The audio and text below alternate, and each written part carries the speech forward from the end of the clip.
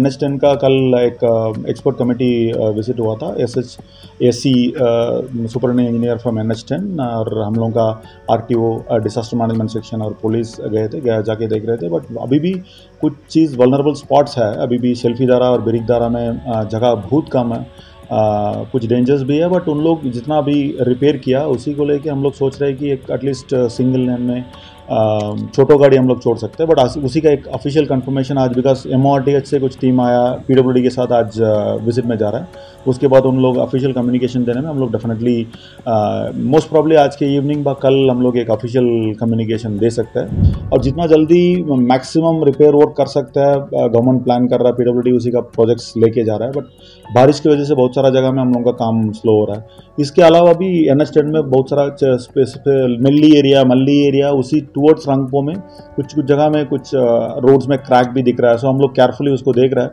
So whatever preventive action has to be taken is been taken, and administration is closely following up with the PWD for the safety of people using the NH10. আগামী 2-1 দিনের মধ্যেই খুলে যেতে পারে 10 নম্বর জাতীয় সড়ক, এমনটাই জানালেন কালিম্পংয়ের জেলা শাসক বালা সুব্রমণিয়াম টি।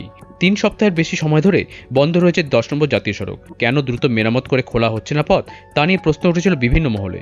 কালিম্পংয়ের জেলাশাসক বালা সুব্রমণিয়াম টি সহ প্রশাসনিক কর্তাদের উপস্থিতিতে বৈঠকে পর্যটন ব্যবসায়ীরা সড়কের গুরুত্ব নিয়ে আলোকপাত করেন।